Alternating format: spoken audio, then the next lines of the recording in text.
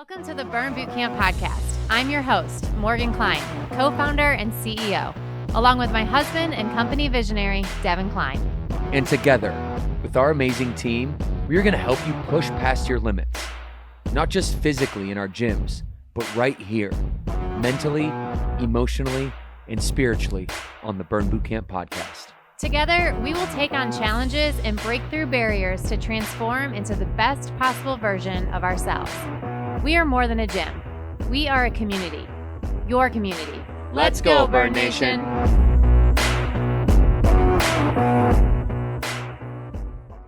What is up, everybody, and welcome to the Burn Boot Camp podcast. It is your two hosts, Devin and Morgan Klein. I hope you're doing very, very well today, and we are excited to continue your personal development journey with you.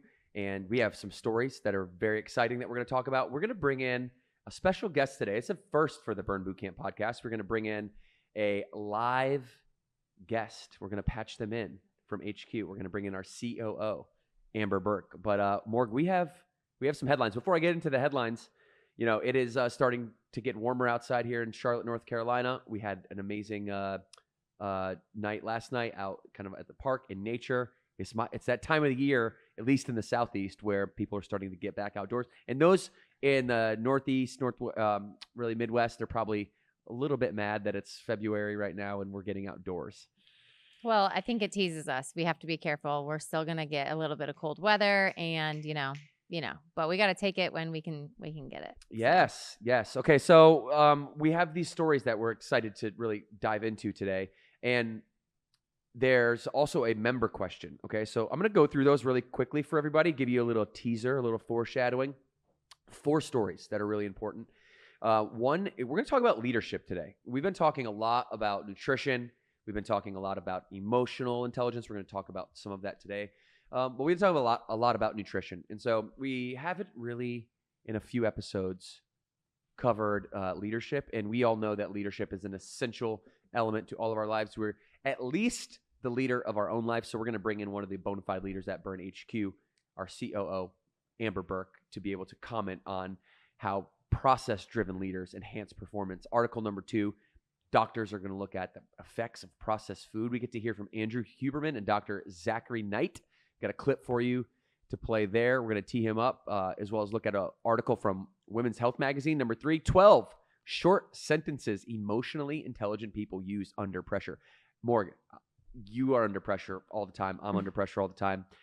You know, we've got some practice in this, but there's people out there who have been in high pressure situations and said the wrong thing or panicked and, it probably should have been silent, said something or said too much. So we're going to talk about how to handle yourself, how self-awareness in high pressure situations when you need to perform and how to assess your emotional intelligence. Article number 4, and the last one today will be a psychologist who shares how tapping can transform limiting beliefs, which tapping is or havening, as it's known in the psychology community.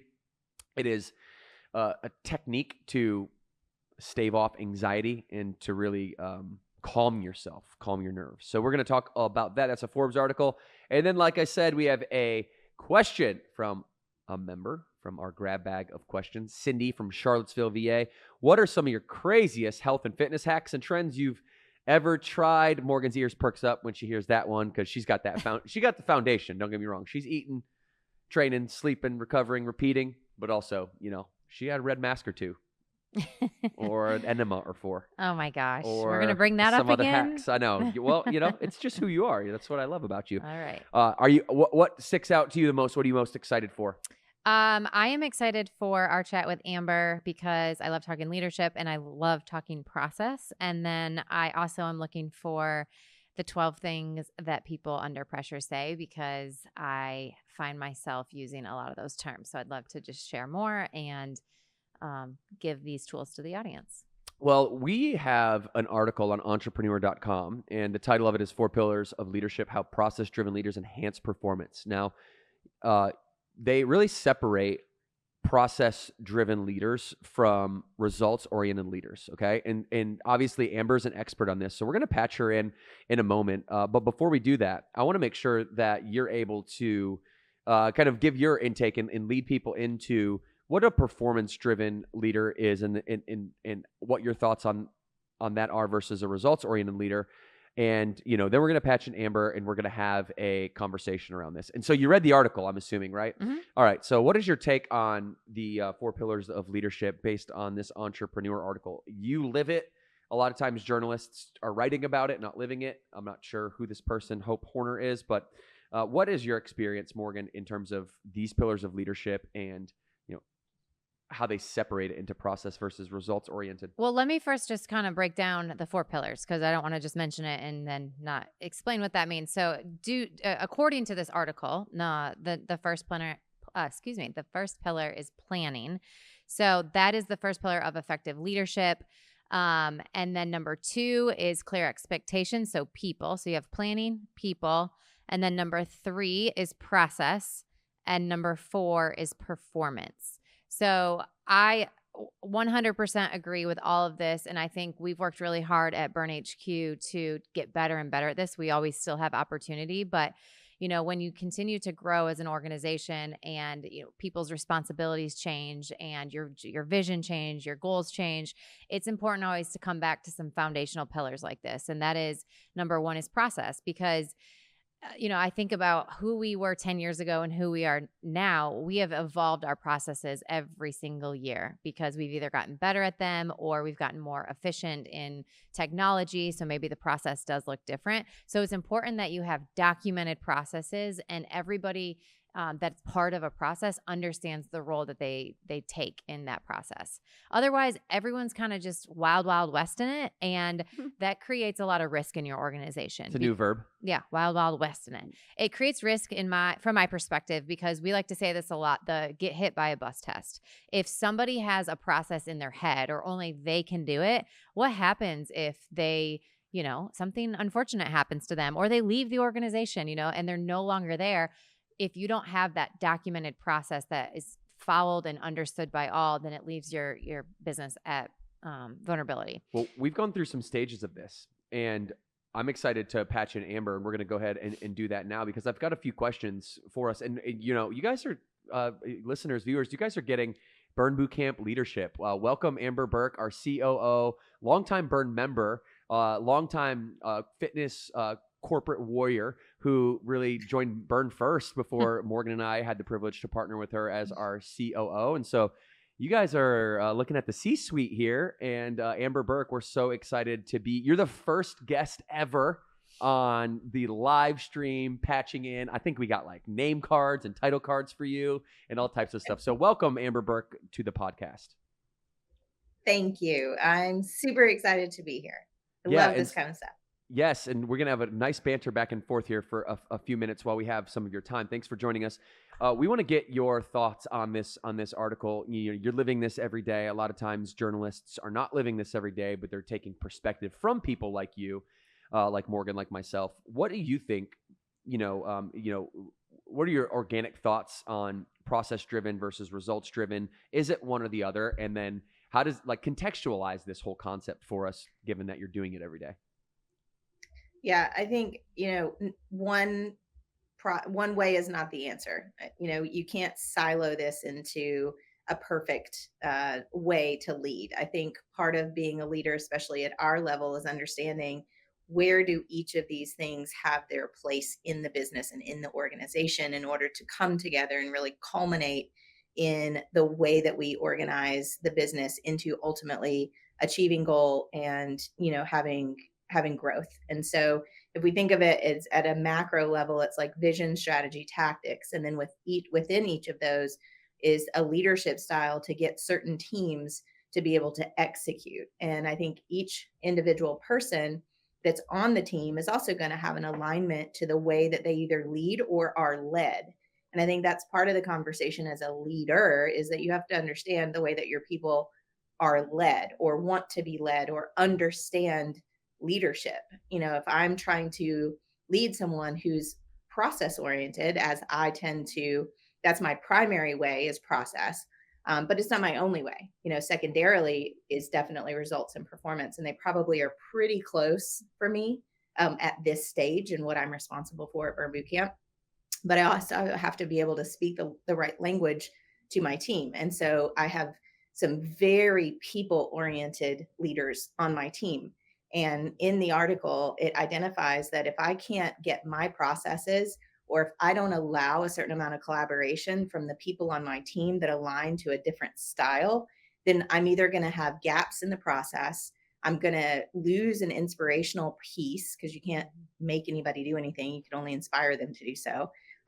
Or if I'm too far away from the solution that we're working towards in order to hit a certain goal, right? I'm not in the gyms every day. As I used to be more in the gyms, more closely tied to the operational function or nature of what's happening, I have to rely on my team to be able to give me that insight. I can't just assume that I know it, even if I feel like inherently, like you mentioned, I have a lot of experience and I've been in the industry for a while. That doesn't necessarily mean I'm the expert on it. And so at different stages of leadership, you have to be able and willing to guide your team, but also have them participate in a way that ultimately does get to a progressive process. Can't be a perfect process, because if you're continually seeking perfection, we'll get there, but the business has probably already evolved and it requires something else. And so I think that's the other thing. It's never a set it and forget it process. It's a constant, let's create this, let's evaluate, let's see how well it's working. And then we got to go back to it, because we may have introduced a new concept. Technology may have evolved, different things. Yeah, perfection is definitely can be a poison. I think chasing perfection is different than expecting perfection. Morgan, when you hear Amber just break that down, where does your mind go? I mean, I definitely agree with her. And I think her and I are very similar, that our mind does go process first, but we do have people on our leadership team that's maybe not their skill or their strength. They have another way to bring value to the table. And so you got to come together and wrap your arms around that and make sure there's process around the ideas that we have. And so that is the balance between a performance minded leader and a process oriented leader. You have to have both, because we could sit in the rigidity of process and then, lose new ideas and new ways to do things. So I love her approach to having both and learning kind of where people's strengths and weaknesses are. So Amber, we're gonna switch gears and talk and ask a self-awareness question. We're gonna talk about self-awareness in an article here in a little bit during this run of show, and I wanted your take on this because we're talking about this vision component versus this integration component. That's kind of how we language it internally at Burn Bootcamp, and so they call it kind of results oriented versus process oriented. And like you said, you can't just separate those two things. I have a belief and an observation that we're kind of if there's 100% of us as a whole human being, and each one of us are part entrepreneur, part creator, part operator. Entrepreneur being like, I'm going to change the game. Creator being like, I'm going to make something like the most meaningful possible. And operator being like, I love to see people thrive. We're all a little bit of that, right? I definitely am an entrepreneur number 1, creator number 2, operator number 3. And I'm going to give us a live test right now, because I have on my notes here a Venn diagram, and I'm like, I know who I am, and I'm going to pose this question to both Morgan and Amber, and I'm going to dial in who you guys are. And we work together very well as a team, and so I'm assuming that we all fit each other like a puzzle piece. So if you were to take those 3, entrepreneur, change the game; creator, make something meaningful; operator, like to see people thrive, give me your 1 and 2. I'm an entrepreneur creator. Amber Burke is a... This one's hard for me. I think it depends on what I'm doing, but I think for the most part, inherently, I would probably say creator first, and then operator.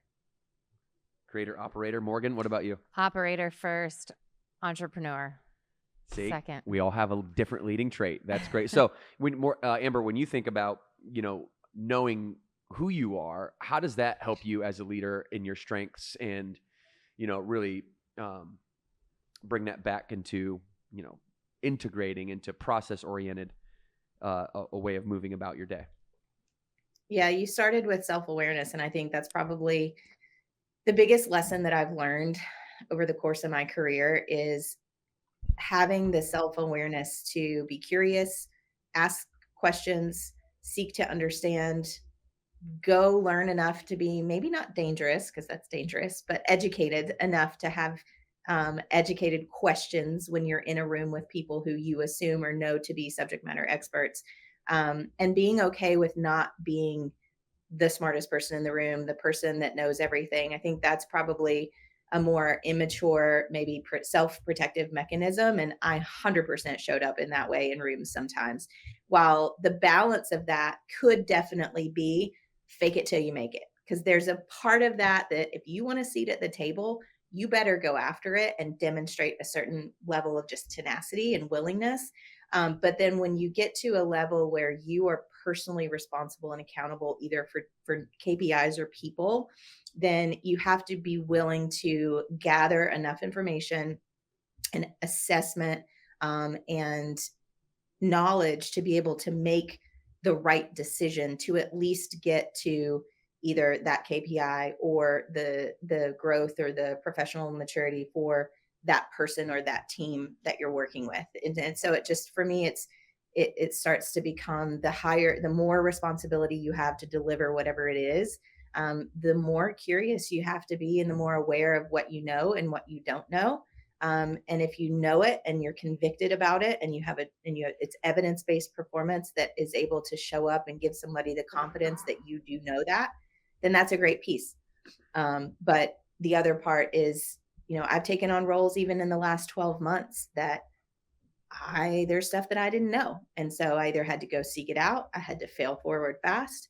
But then I also had to recognize what the issues were, post forma, understand how I get better. And then in my seat, there's so many things that I'm responsible for. How does that translate? And how does that transfer from one to the other? Because not every skill is siloed, and it shouldn't be, well, this thing only works here in this time. How can I back up and be self-aware of how does this thing that I learned also impact this thing over here? And can I apply it and get better, not in just this area, but in multiple areas? Yeah. And we have one more question for you, Amber, too, because, people that are new to this podcast might just jump on and, we're talking about business right now. We're talking about leadership right now and disciplines within it. And, people that are new might be like, hey, I thought this was like the personal development, like fitness journey, like health and wellness podcast. Well, I want to introduce you just quickly and then I'll get your take on it. The Burn Lifestyle, which it has 8 really categories to it. This is how we think about our teachings, our education. This is how we think about vowing to inspire and influence people, is through this framework, which it's 8 categories: mind, body, spirit, emotion, relationship, time, work, and money. And we're talking about really relationships. We're talking about work. We're talking about how that impacts you financially, and all these things are interconnected, right? The congruency you have with your workouts often is a mere reflection of your attitude, maybe in the boardroom or meetings or something like that. And so when we're talking about leadership, we're talking about work, I just want everybody to know that, we're not just showing up saying, how do we get more fit? It's like, no, how do we grow our character? How do we become better human beings? And, fitness is a big leading part of that because it's a tangible thing that you can do every day that can remind you of the discipline that you either have or do not have. And so, Amber, when you think about the Burn Lifestyle, the topics that we have today, how does this leadership style, how do you find it spilling over into other areas of your life? And then finally, encourage those at home who are listening, with you're so good with your words of inspiration. I would be remiss to not let you just preach to them a little bit, because you've achieved so much in your life before you get out of here, if you wouldn't mind. Yeah, absolutely. It's so true to be able to navigate through the variety of pieces of our pie, right? And the way that you just described it is each of those elements really culminates in our day, and then in our week, and then in our month, our quarter, and our year. And the transfer of process for me specifically is really how I not only approach my work day, but it's how I approach my day. And like right now is a good example. Can't necessarily do camp the way that I want to this week. I've got to take it a little bit easier. And so instead of just negating that altogether, it's what's the alternative that's going to fit a couple of different needs for me. One, my fitness need. I just need to move, burn calories, sweat, feel better. But also accomplishment to know that I stuck to my routine. So that validates and gives me confidence that I can continue to press on even when there might be adversity or challenge. adversity and challenge is all relative also. Mine is not the same as Morgan's, which is not the same as Devin's. And so when we think about that, I can't compare and contrast. My workout for today may not be nearly what it even was for me personally, when I'm fully healthy. And so the self-awareness of that and the willingness and to deliver yourself grace is also critically important, because I think all of us have a mostly negative narrative. It's like the ticker tape that goes along your brain. I'm not doing this, I'm not doing that, I'm not doing. There's an accomplishment piece, and if we don't at least one recognize that there can be a lot of negativity, but also introduce opportunity for positivity, that's how process really shows up for me, is just making sure that even if I'm aware and the logic in my brain says, you are enough, you can do these things, you will fail, that is normal, you're not perfect, even though I have to constantly check myself in my brain, just the physical movement, having the right breakfast, not skipping things, not having this all or nothing mindset for the most part, is really the way that process kind of shows up for me. And so I think if I were to inspire others, or to really say, how can you take this into your daily life? It's like one decision at a time. I think we've heard this a lot, nutrition as well. It's like, just because you had a bad snack or you overate in this meal doesn't mean that it has to be the catalyst to just throw your hands up and say, well, screw it for the rest of the day. Right.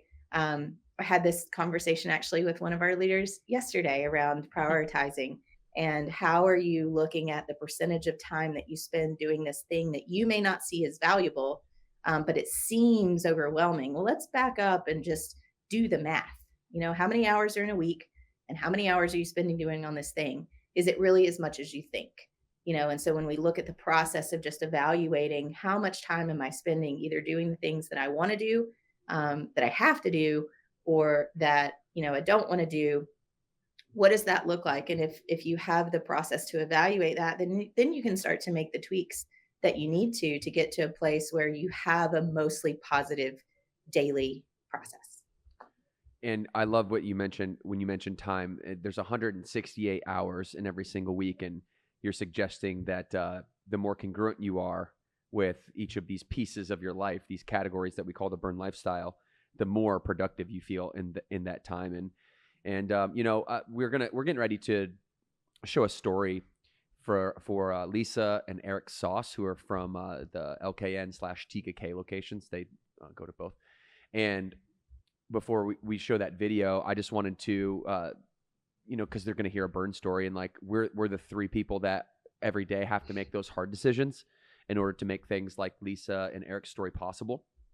And so we'd like to thank you, Amber, for your hard work and everything that you do, and being the first ever live guest on the Burn Bootcamp podcast that is not in studio. And, I know Eric and Lisa, thank you as well. You have had such an impact so far in this business, and we're just getting started. So any last words for Amber Burke today before we sign off? Me? From me? From Amber. Oh, sorry, Amber. Unless your name is Amber Burke. I said her first and last name. No, I thought you said for together. Amber Burke. My apologies. I was going to say, well, I could go on, but I will give her the final floor here on the mic.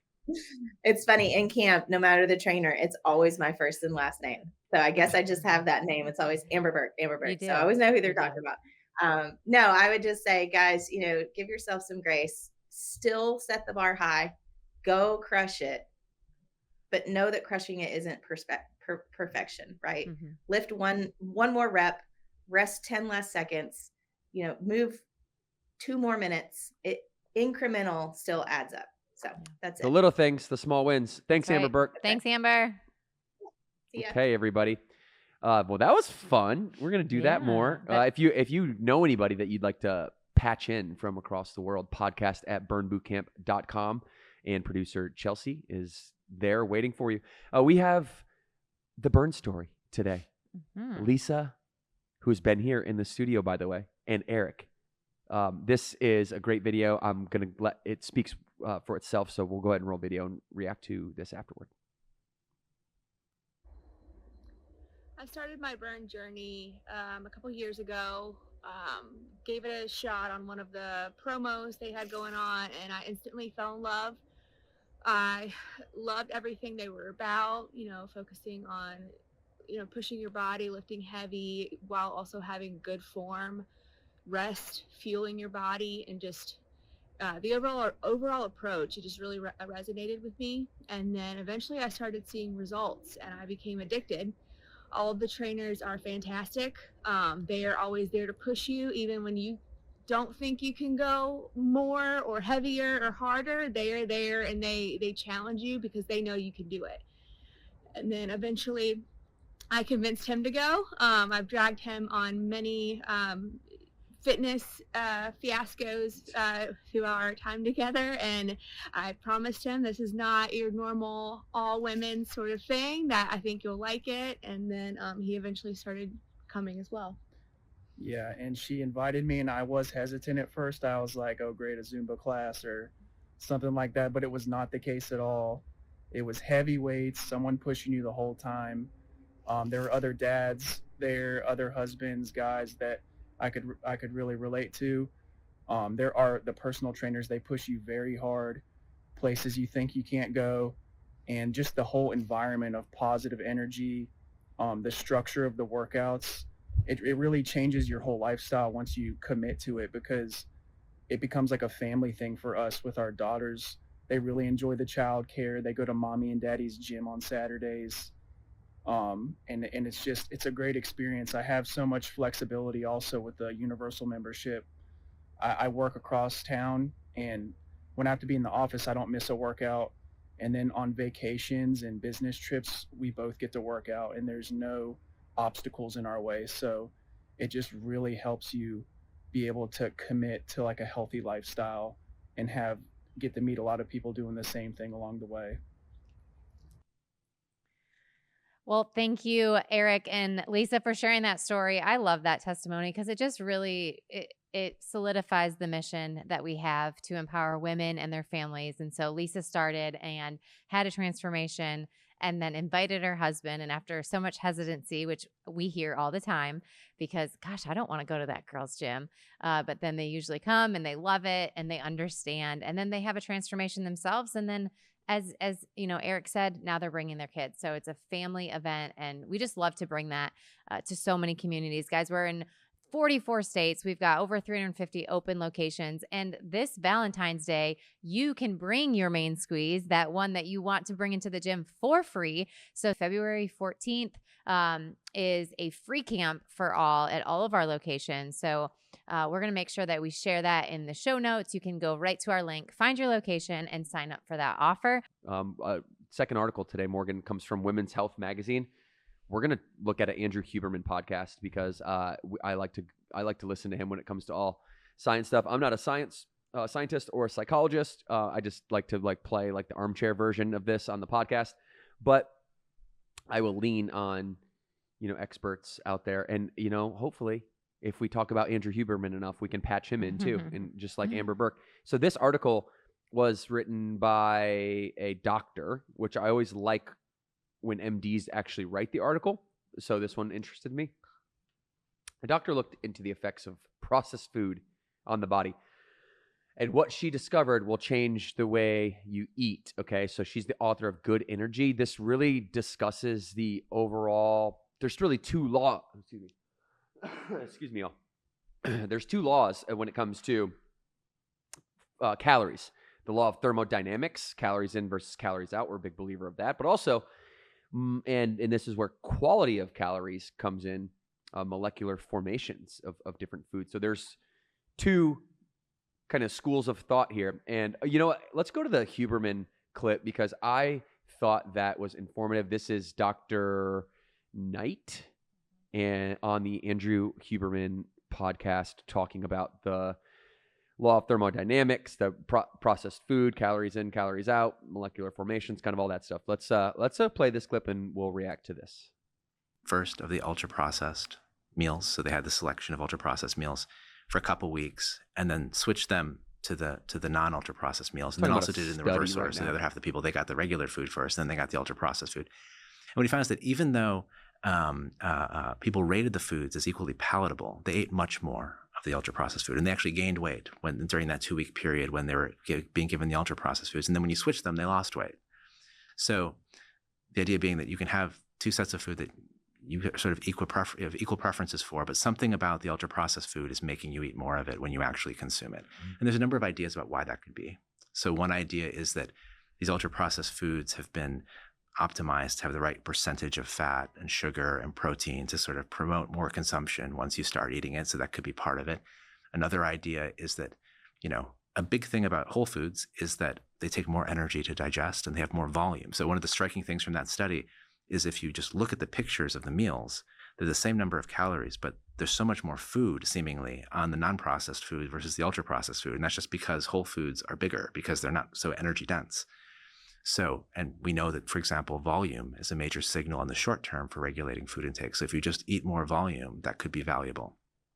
And did you hear what he said, that last line? If you eat more volume, it could be valuable. I think that's a very important piece for everybody to take from that, because if you do have, let's just say X and Y foods next to each other, and it's the same exact amount of calories, the law of thermodynamics would say that calories in, calories out. As long as you're burning more calories than you're intaking, then you're going to lose mass, not necessarily body fat, but mass. Versus when you have this volume of food and these satiation signals are cued in here when you have a volume of food. And if you look at the cheeseburger from McDonald's versus it's 580 calories versus chicken and rice and broccoli, it's a whole plate of food, same amount of calories, whole plate of food. It takes more energy. What they're saying to, it takes more energy to burn that off. And to burn off the whole foods. Yeah, because of the volume of food that you're actually intaking. And then, so it's law of thermodynamics, right, is going to say the more energy, the more volume that comes in, the more metabolic efficiency will be had. But then, I don't know much about molecular information of calories, of macros, of proteins, fats, and carbs.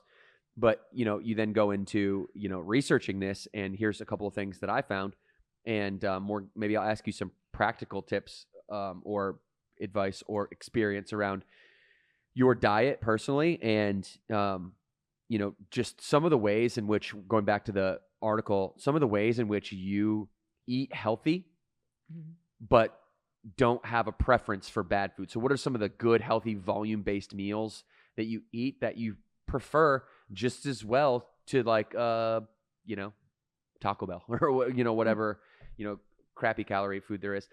I know you make Marry Me Chicken all the time. There's that one. Yeah, so I think this is a great discussion, and I think it's important. So as I was watching that clip, I have a direct Google description of what ultra processed food is, because we also have to be careful when we're sharing bits and pieces of clips and articles that what does that actually mean, right? Because there's different levels of processing, and I believe I don't want to ever come across as scaring people to never eat a processed food, because I also don't think that's realistic, right? I'm going to share with my tips, and I'll give you the things that I do instead of eating ultra processed food. But let's be honest, our protein powders processed, right? Our burn meals have processed, right? There's a level of processed food that is still in my diet because of this busy lifestyle that I live and this grab and go society that we've created. I don't have a home cooked meal for every single meal.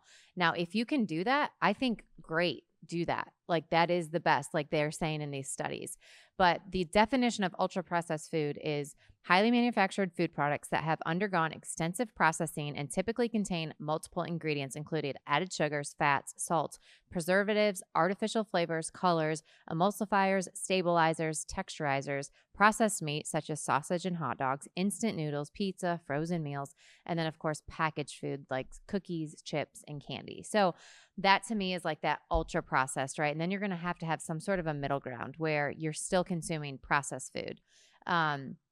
But yeah, when I, when I look at my whole diet within a given week, I want to make sure I have a good balance of that. I know I'm going to be putting some processed food in my body because of convenience. And then I know that I need to make a healthy balance of meal prep food or a home cooked meal for dinner time. And that's where I kind of live in my life. And I think that was kind of your question, is my tips and tricks is not being putting so much pressure on myself to say that I can completely eliminate processed food. It's just being very conscious and aware of what that balance looks like versus whole foods, because whole foods will always win in any type of study like this. That's what our bodies are meant to eat, is whole foods. So yeah, back to your question. Yeah, no, I think what you just said is great. And so let's structure this for folks. Okay. So you have a kind of unprocessed or minimally processed foods. Foods that are in their natural state obviously is unprocessed, right? So there's very few opportunities to get completely unprocessed food. It's like if you have your own garden in your backyard or your own apple tree, and you walk out and you pick your own fruit and you eat it, you grow your own vegetables, you are living off the land, these types of like very outlier scenarios that don't happen in modern day society. And for every podcast out there that talks about, eat everything unprocessed, don't apply heat to any food, never, allow your food to come in contact with plastic. It's like, but then at what point are you sacrificing the quality of life? At what point are you sacrificing convenience? I think it's kind of like the organic food conversation. You don't need to eat everything organic. There's the Dirty Dozen and Clean 15 profiles that each year we come out with that say, hey, here's the clean 15 products that you don't need to buy organic because of a hard shell on them, for an example, that captures on an avocado that captures pesticides, and you don't have to actually have it be processed, or you don't have to be organic, because once you don't eat the peel, once you peel it off, there's the chemicals go with it. And then the Dirty Dozen, the ones that grapes, strawberries, where you're eating the outside of the actual fruit itself. These things need to be bought organic. So there's considerations. It's like, what is minimally processed? What is unprocessed? How, minimally processed often means like we're not adding heat to it. It often means that we're just washing it, peeling it, cutting it, freezing it, pasteurizing it, fermenting it. Like almost everything goes under some type of process. Even if you get rice in a bag, right? It's in a bag. It's in contact with plastic. So there's this whole camp of people out there that are like, demonizing that type of lifestyle when you talk about balance and harmony and just watching what you're eating. I just don't see a world ever in which you and I personally are going to be able to eat completely unprocessed or completely just minimally processed food all the time. Mm-hmm. So it's like, let's be educated around it, and let's understand that if I have a Chick-fil-A sandwich, guys, like, it's okay.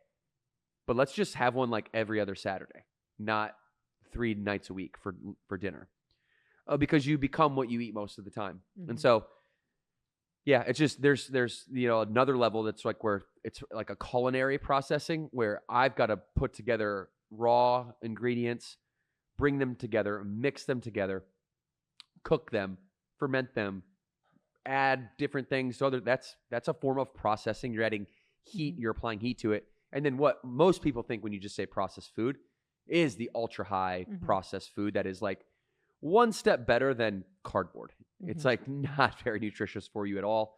And that's just, I think, a little insight to the 3 levels. And there's a little bit of truth in almost everything. Mm-hmm. And so, yeah, we definitely should do everything we can to live a unprocessed or minimally processed lifestyle.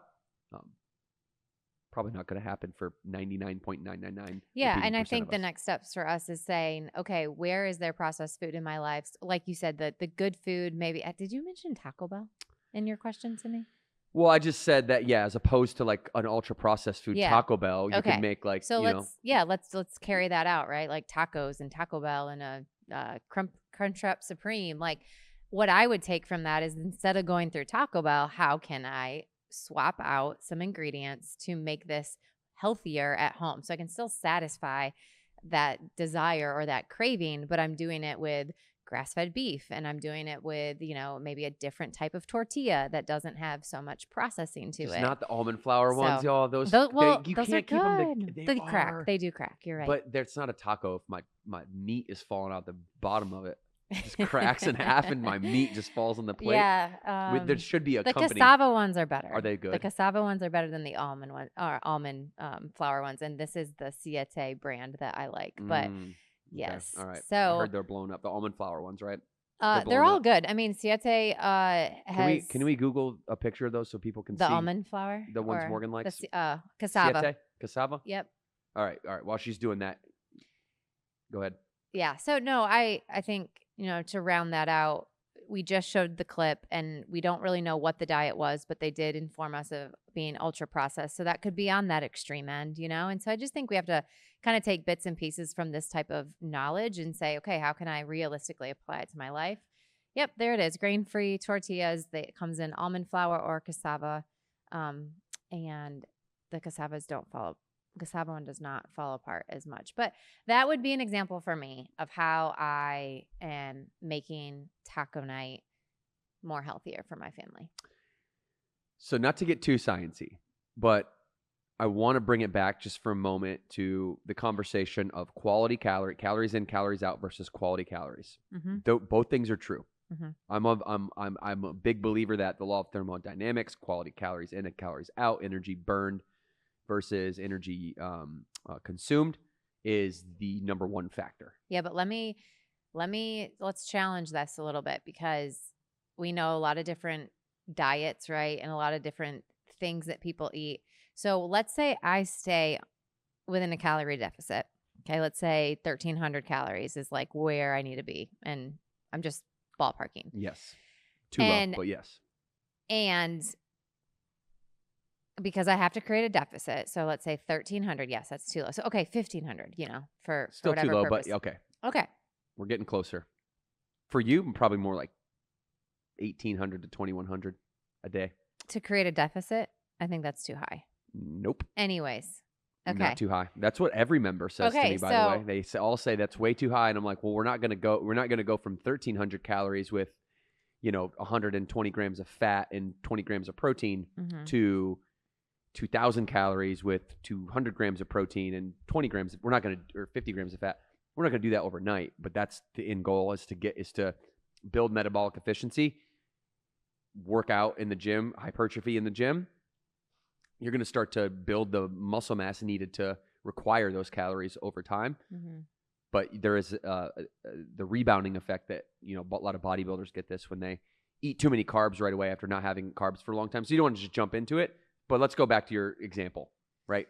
Let's just call it 1,800. Mm-hmm. Okay. Makes me feel better when you do that. Okay. All right. So let's say 1,800 is where I need to be for a calorie deficit. So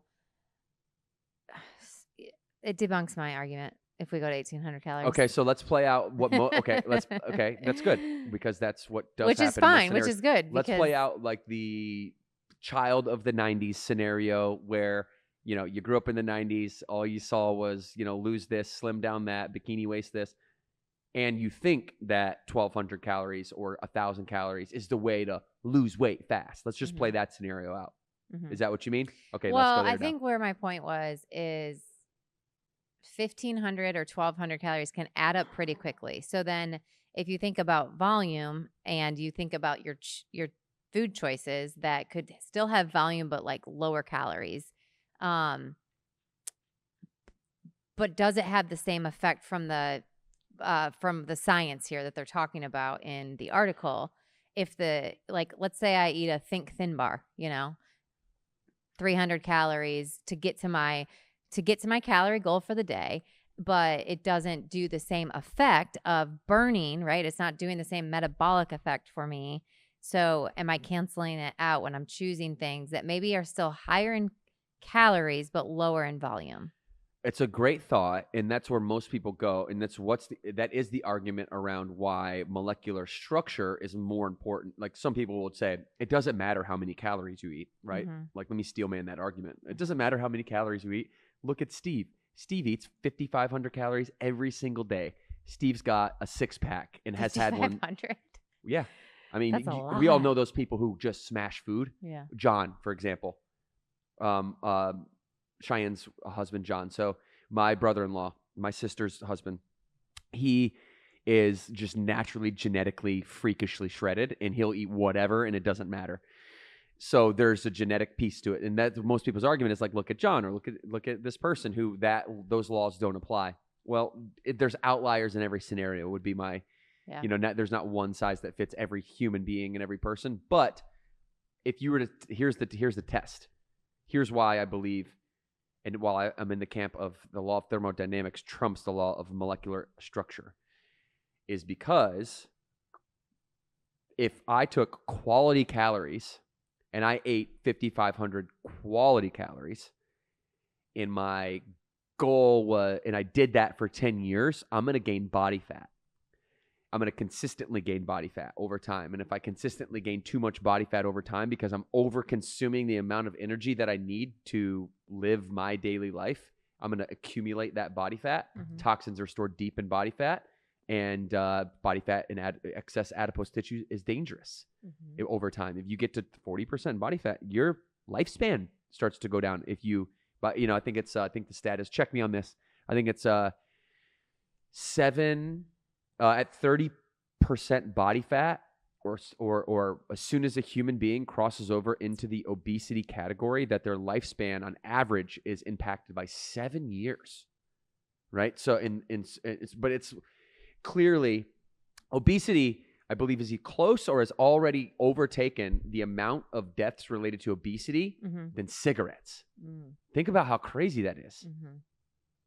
So gaining weight in an excess fashion is dangerous. So therefore, that's my logic underpinning that the law of thermodynamics is most important, that we maintain a body weight that is relative for our frame. And then it's a close second, don't get me wrong.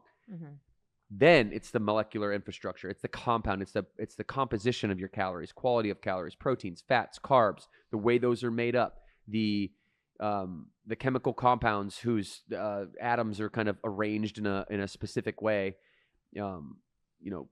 carbohydrates and proteins, it depends on their molecular makeup, how they're stored, and how you use energy for fats. And there's a energy kind of hierarchy, right? You'll use body fat at a certain point. It's your muscle stores, right? Your glycogen.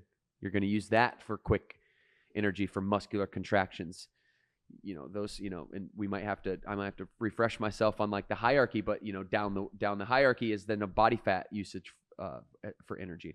And so I think that's enough on this topic today. I just want to introduce everybody, like the science behind the calories in, calories out, explain our logic behind it, why calories are slightly more important than the quality of calories overall. But you can't have one without the other. It's not this or that. It's not absolutely quality of calories in, calories out. That's it.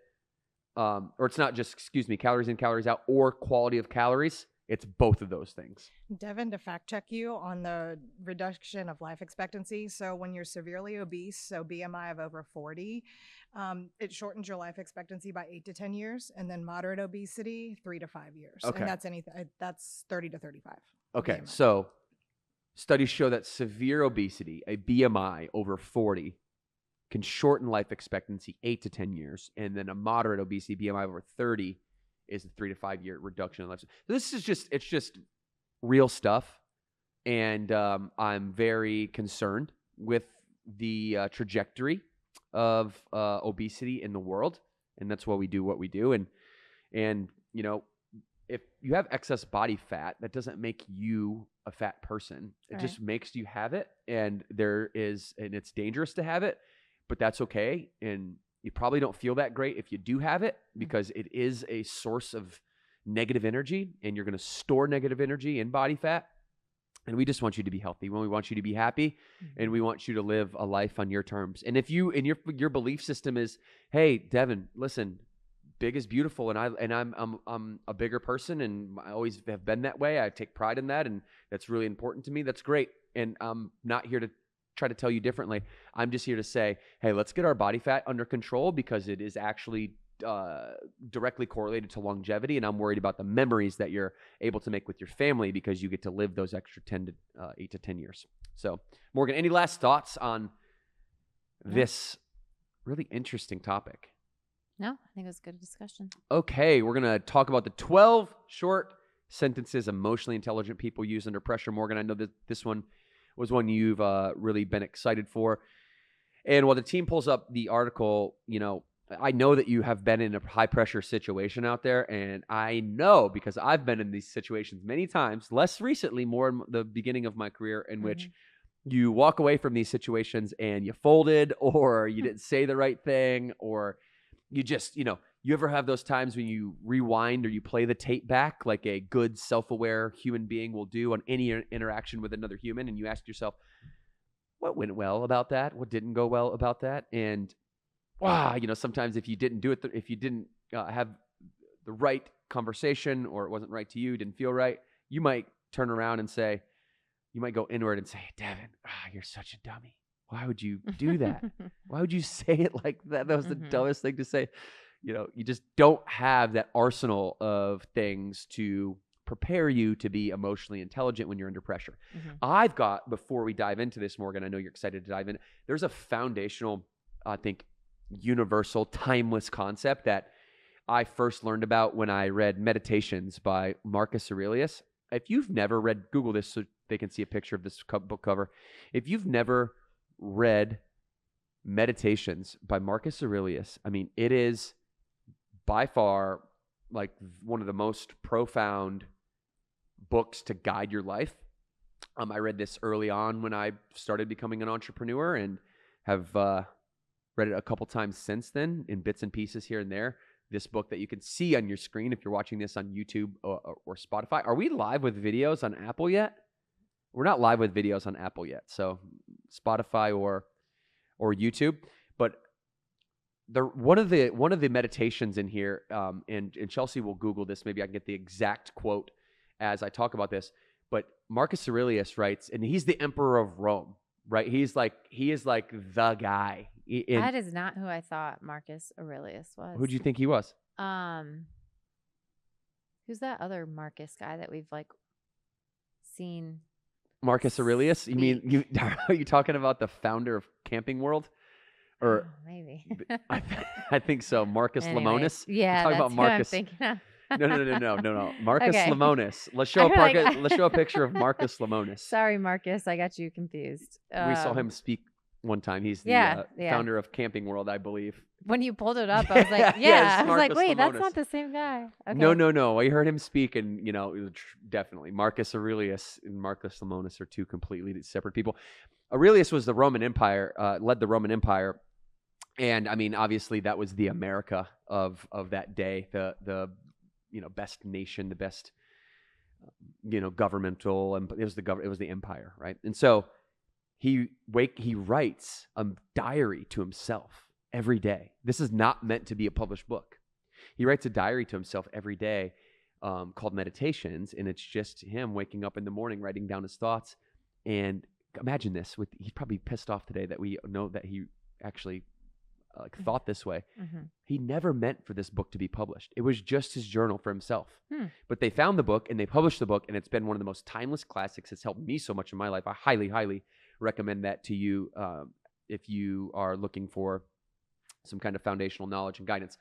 Now, inside of Meditations, there's a section, I forget exactly which section, but he talks about, and this is my foundational concept tying this back into our article here, he talks about waking up every day, expecting, because he's the emperor of Rome, right? He expects every day to be in a situation in which high pressure is available to him.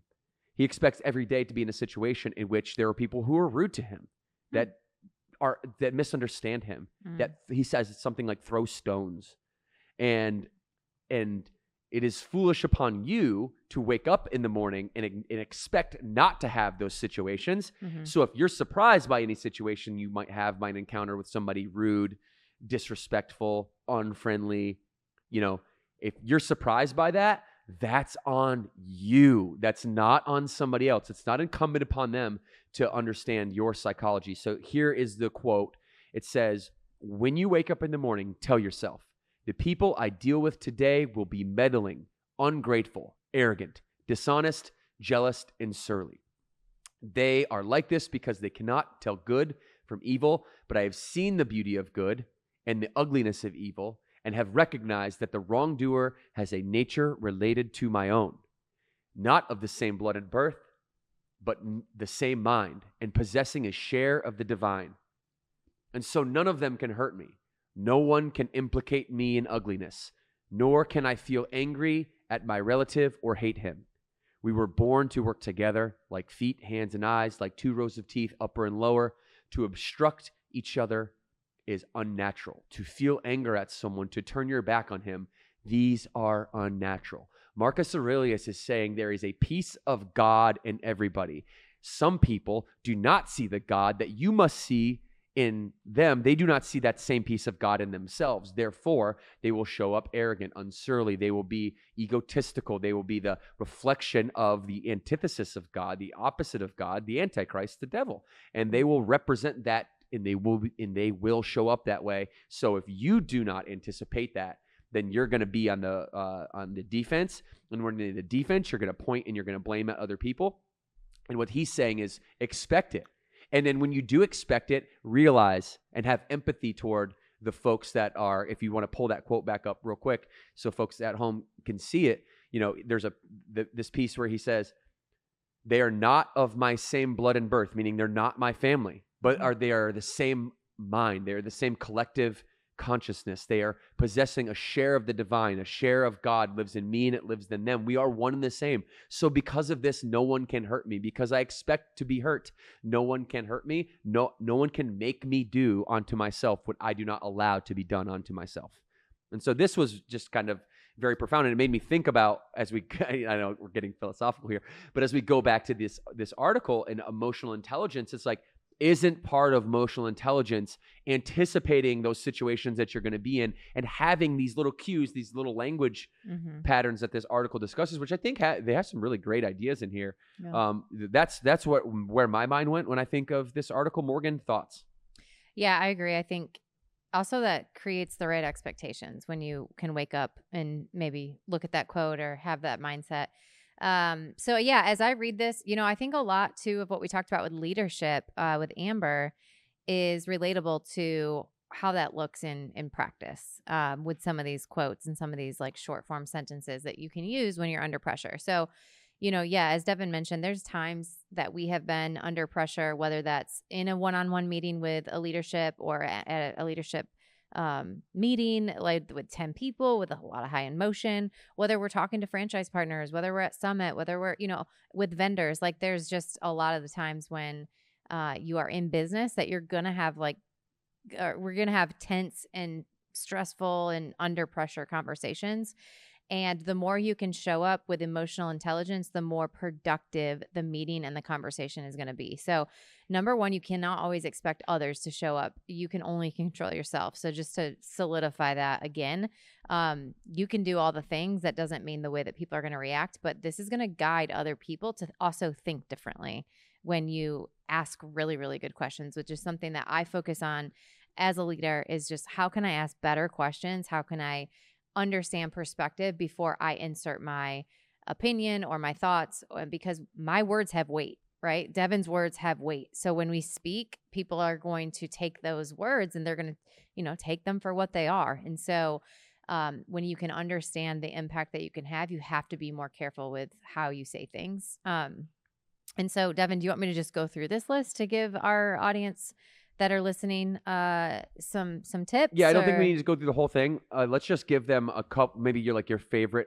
Yeah. Your favorite one here. Yeah. And if you have any stories to associate to that, you could go ahead and maybe tell that story. Yeah, I think the one that I probably have learned the most from you is, that's interesting. Tell me more. So let me ask you questions about that. So okay, so yeah, I've been using that for a long time. Why is that one important to you? Why does that stick out? Well, I think it allows for a deeper understanding of the person's perspective. So I could fire something at you, right? And you could just be like, you could then be like, take it for what it is. But instead, you pause and you're like, okay, tell me more. And I think this starts to unpack the layers of why someone is saying what they're saying. What's the true deep-rooted meaning that's really frustrating them, or why are they asking a question in this way? And so when you can say like, tell me more, again, I just think it unpacks the different layers of their emotions. And again, it allows for you as the person that they're talking to kind of pause and not be reactive and really think through consciously how you want to respond to a question that's being asked of you. Yeah. I mean, that's interesting. Tell me more is one. Another one is, I don't know. What do you think about that? Mm-hmm. And the reason I like that one too, that was number 3, was probably not ironically the one I picked out to talk about as well. And let's stay on that one for a moment. Which one? Number 3, it's that's interesting. Tell me more is actually in this is a statement, but I actually say it like this. Oh, that's really interesting. Tell me more. In like a question format like that. And we always have said since the very beginning that, if you ask the right questions, you're going to get the right answers. If you ask the wrong questions, you're going to get the wrong answers. It's interesting. That's interesting. Tell me more. All you're really doing is you're trying to do what people have talked about for years, which is peel back the onion. You're trying to get to that. What people mean by that psychologically is you're trying to get to their underpinning motivation. We're all motivated psychologically one of 2 ways, by pain or by pleasure. Everything that we do in our life is to gain more pleasure or reduce pain. That's it. It's like you can boil down human motivation and behavior patterns into those 2 things. Now, obviously, it gets a little bit more complex than that as you unfold the pathologies there. But, as complex as human beings are, we also have some very, simple elements to us. We have our human needs. Morgan talks about this all the time. And I think that's really important. A really important part of being emotionally intelligent is understanding where your needs are at. Guys, let's Google the 6 human needs. I like Tony Robbins' version. Maslow's hierarchy of needs is another good one. Let's Google Tony Robbins for a moment, because I think it's more practical. And by the way, Abraham Maslow, Tony Robbins, they didn't make up universal human needs. Universal human needs can trace back all the way to Socrates, Aristotle, back into, well before Marcus Aurelius. So the 6 human needs: certainty, uncertainty or variety, significance, connection, love, growth, and contribution. What are your top 2, Morgan, out of this list right here? Certainty is absolutely number 1 for me. You like to know the road ahead. Yes. Morgan gets a lot of pleasure. She gets a lot of pleasure out of certainty, knowing what's ahead. She gets a lot of pain out of uncertainty, not knowing what's ahead. Now, she needs a little bit of variety in her life, or else life would be, if it's so rigid and you knew everything that was happening all the time, there would be no spice of life. And uncertainty needs to be there because it's a human need. But how does it rank for you? Probably last for you, I would imagine. What, uncertainty? Yeah, you don't necessarily love the fact that you don't know what's going to happen next month. Yeah, I think my tolerance, when something surprises you, it's not like you like it. I think this is like human needs change as you go, and it changes kind of in what hat you're wearing too. So like my certainty, my need for certainty is slightly on a different tolerance level at home than it is at my workplace. So, and like same with connection and love, and that's going to show up differently with my relationships than it is like me as the boss and the CEO. And so, but fairly all this relevant and the same. So I'm certainty. My tie for second place would be connection and love, or contribution. Those are like my top 3, I guess.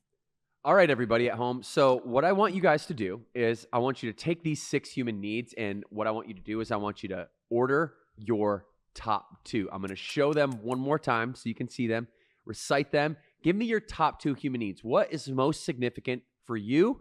This is your first step in knowing thyself, emotional intelligence, self-awareness. The 6 needs are certainty, variety, significance, connection, growth, and contribution.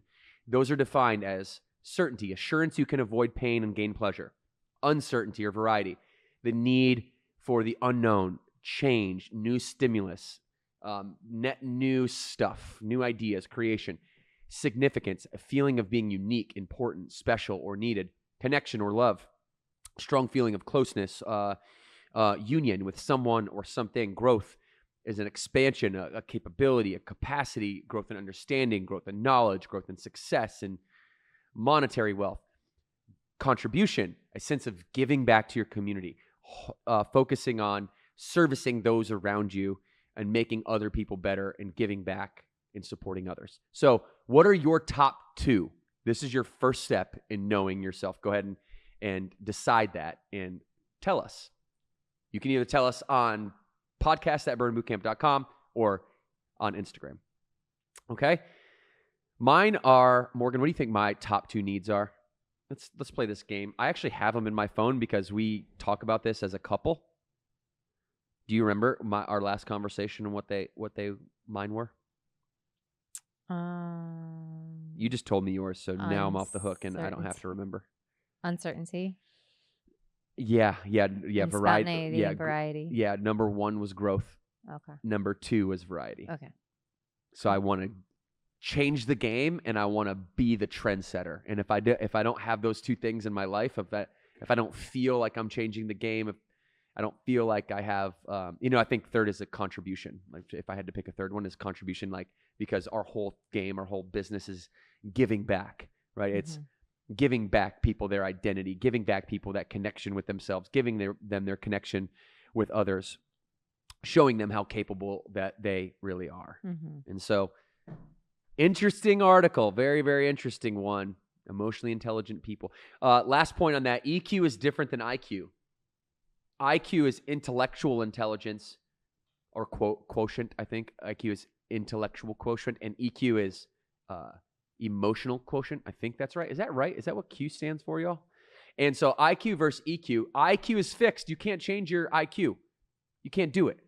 You're born with an IQ. You're born at your ability to solve problems. That's basically what it is, right? You kind of get this like gift of being able to solve problems. You're going to get intelligence on crazy levels in like the 160, and you're going to get, in the 80s. And it doesn't have a direct correlation or almost any correlation with like actual like contemporary versions of success.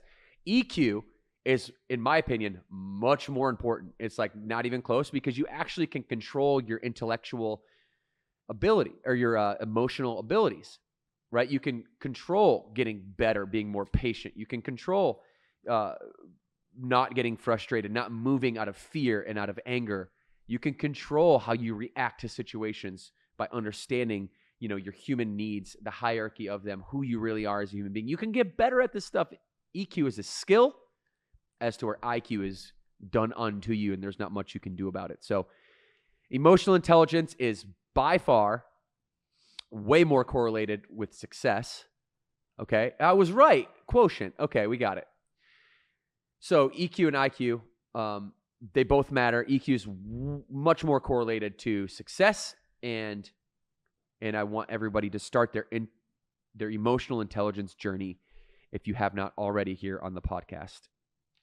All right, last one. We got to do this one quick. We're going to do this one quick. We're going to get you guys out of here. We're going to talk about a psychologist who shared some routines for transforming limiting beliefs.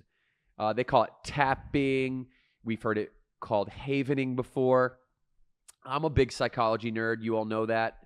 I incorporate a lot of, kind of mainstream, practical, easy to understand, conceptual psychology into everything that we do at Burn Boot Camp.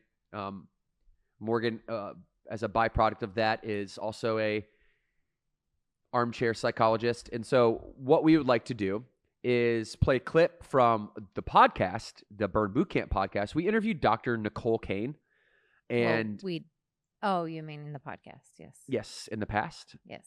Yeah, she's not here today. Yeah. We're going to roll a clip from her in the past and to set off this topic, and we'll react to it. Let's roll video. And so somebody was doing this exercise and they found a negative, yucky feeling and they have an early part, that first 60 seconds is all about noticing the present. The second 60 seconds is all about noticing that past part, that very first time. And then the last 60 seconds is you're going to bring that part into the present. And so, hey man, for you, it's 2024. You are still rocking it today. Look at all we've done together. Look at these meaningful relationships and connections I have.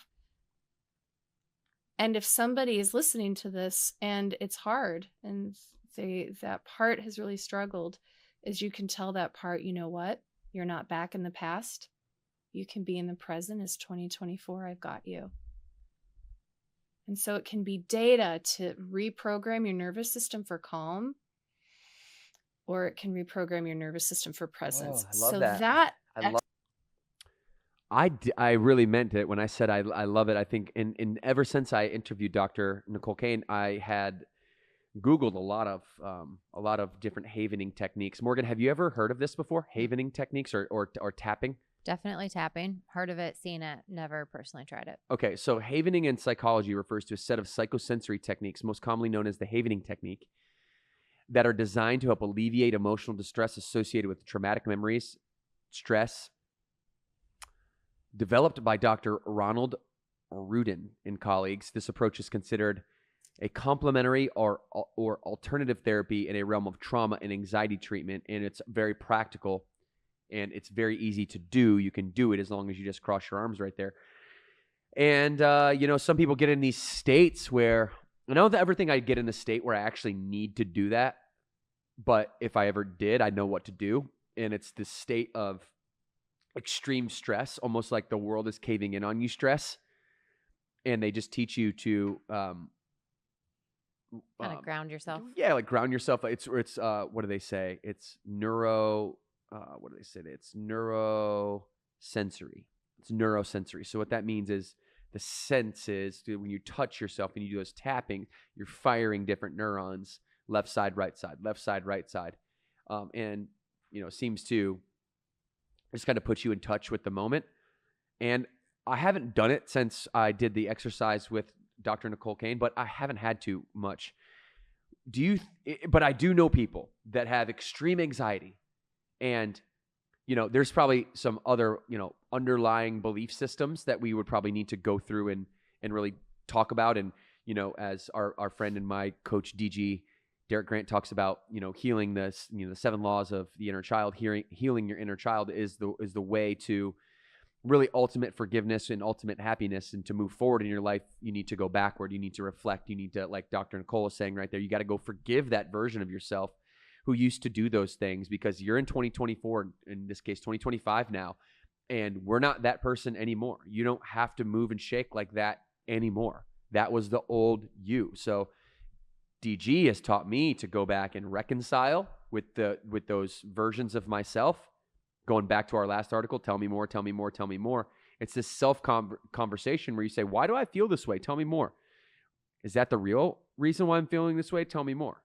And I'm telling myself, actually, the reason that I show up as anxious in environments in which authorities are around me is because my father never approved of me, and I wanted his approval more than anything, and I would walk on eggshells and I would do anything to get his approval. And now I'm showing up like that in board meetings when I'm not the little girl that needs daddy's approval anymore. I'm a grown woman or a grown man Little boy. What? The little boy. Or a little boy. Yeah. I'm a grown man or a grown woman now who doesn't need that anymore. Do you know what I mean? So sometimes we can get caught or trapped in the mentality of the past, because like a snake, every year we shed our skin and we become a new version of ourselves, but we're nothing more than a compounded version of all of all the versions of ourselves. Like everything led up to where we are now. It's all cause and effect. So how do we go back and break that anxiety in the moment? Is number 1, recognize the anxiety. Number 2, have like some short-term kind of Band-Aid effect, like a havening technique or something to just calm it down in the moment so you don't go off the edge. And then that's not done there, right? That's just a short-term fix. Now we got to go back. We got to use our memory for what it's made for, in my opinion, which is to look back on the past and say, how can I make my life better by redefining the meaning to the experiences that have shaped me? And how can I reassociate or give a different meaning to those experiences? How can I go from my father, I always needed his approval, so therefore I walked on eggshells, to, man, that little girl walked on eggshells and she needed her father's approval back then when she was 12 or he was 12, but I don't need that anymore, right? So what belief systems do you have that underpin that? We need to go deep into those, because that's the long-term solution to reconcile with yourself. So anyhow, that's what this is all about. Morgan, thoughts? No, I was just kind of reading the article a little bit and understanding the science behind it a little bit more, but it says EFT works by calming the amygdala. I think I'm saying that right. Yes, part of your brain. amygdala. And that's the part of your brain that's responsible for emotional processing. So as you tap, our nervous system is like in that reactive state into a more balanced one. And it does say that over time, this rewiring of the brain creates healthier emotional responses, helping you feel calmer, more confident, and in control. I think the in control piece of it is, where this really does help people. So it sounds like this is a combination of modern psychology mixed with ancient Chinese medicine. And like I said, I've never tried it, so I can't speak personally to it, but I do agree that, this is one technique. I think getting to the core of maybe that anxiety is another healing way that you can do through therapy or, through mindset coaching, whatever that may be. Yeah, and as Morgan mentioned, the amygdala, and I kind of think about it like this: you have like your amygdala, which is like at the base of your brain. We call that like the lizard mind or the primitive mind or the monkey mind. I think Tim Ferriss popularized monkey mind a while ago, and this is kind of that emotional brain, right? And I might be scientifically off on this, but conceptually, I think this was helpful for me. I wanted to share this with you. Is if you think about the way the energy flows, up through the spinal cord, up to the blood-brain barrier. You kind of have like the amygdala sitting at the base of the brainstem. Excuse me. And then your prefrontal cortex, and it sits up in here, and that's where all cognition lives. And so that's where we think. So it's the thinking and feeling brain. And the pathway for the energy that goes up the spinal cord, through the amygdala, to the prefrontal cortex, it always made sense to me, and put this together in a picture for me. Even if it's scientifically like slightly off, I don't think that's important. But it's like, you can't help but be an emotional person. You are emotion. Emotion is feeling. Feeling is alive. If you don't feel stuff, then what most people do when they don't feel stuff is they go find external things to help them feel stuff, like feel drunk or feel, high or feel whatever. If they can't feel, they'll go out and they'll get things so that they can feel. And I feel like that stuff numbs you, so you don't feel. Oh, no. So here we go. So this is exactly it, right? You've gone through so much shit in your life, and I can speak from this first person because I've seen a lot of things. You go through so much shit in your life. In order for you to stay happy, it can't have a meaning to you, right? In order for you to, if you wake up and your father's beating your mother in front of you over and over, and beating you in front of your other siblings, and it's a very violent household, there's no reconciliation, there's no living, there's no sense of happiness unless you don't feel it. You can't. If I felt what I'm supposed to feel, right? You actually become numb to that. You become numb to this environment that you're in. Now it's just normalized. And so now I'm conditioned over a long period of time to see these extreme things and normalize them. That extreme things that most people feel emotion or people feel like they react emotionally from. I don't feel it a lot of times. And, it's definitely much worse than other people. I've done a lot of work, but, there's people that are like severe alcoholics, might say, that have had a life in which they've had so much trauma in their life that in order for them to feel anything, because they've had to normalize every negative behavior possible and make it okay in their mind, I got to feel something or I don't feel alive, because the feeling of alive lets me know that I'm here. And so that's all I'm saying, is that when you feel and you're like, man, I need to stop reacting emotionally. Don't try that, because it's not like you can react emotionally. You have to be able to wrestle with your emotions, sort them out, and use your logic to define what that emotional reaction might mean for you. And this is the process of the gap between the yogis call it the gap between the limbic system, prefrontal cortex, the amygdala, the monkey mind, and the thinking brain, the modern day part of our brain that allows us to have logic and create rocket ships and do all that stuff. Mm-hmm. Yeah. So if you're somebody that's trying not to be an emotional person, that's the wrong question. Like we said earlier, ask better questions, get better answers. It's how do I not feel that I need to, or someone makes me feel a certain way. If I feel a way, I need to reconcile that within myself. My kids say all the time, last point on this, I know I'm going long-winded here. Mm-hmm. Our kids say all the time, Dad, so-and-so said this to me at school, right? So-and-so told me that this actually happened last week. Somebody told our son Maxwell that he shouldn't be on this earth, which is a very rude thing to say. And I said, son, well, do you feel like you should be on this earth? And he said, yes, Dad, I do. And I said, then why does it matter what other people think? Nobody can make you feel a way that you do not want to feel. That's the game. Mm-hmm. That's the game. Okay. But also go punch him in the face. Sorry. Yeah, drop that elbow. Mama Bear was not happy about that one. You were not but that's happy. okay. It's okay. It's good lessons for us to focus on what we can control and the beliefs we tell ourselves. But yeah. Like Marcus Aurelius said, you will wake up every day and there will be somebody there. Yeah. Yeah. All right, everybody. Hey, you know what? We're gonna go ahead and get you out of here today because I'm gonna save Cindy's question for next episode because Cindy has a really good question, but we were running out of time. We went a little over today, and we don't have time to dive into it. So we'll kick that to next episode. Ladies and gentlemen, my friends, thank you for being here. Please subscribe to the Burn Boot Camp podcast. We're on YouTube and Spotify with videos, as well as if you'd like to watch us, as well as on Apple with the audio. We really appreciate you. I know you could be anywhere else in the world, but you're here with us. For that, we're grateful. 2 claps on 2. 1, 2. Thanks, guys. Have a great day.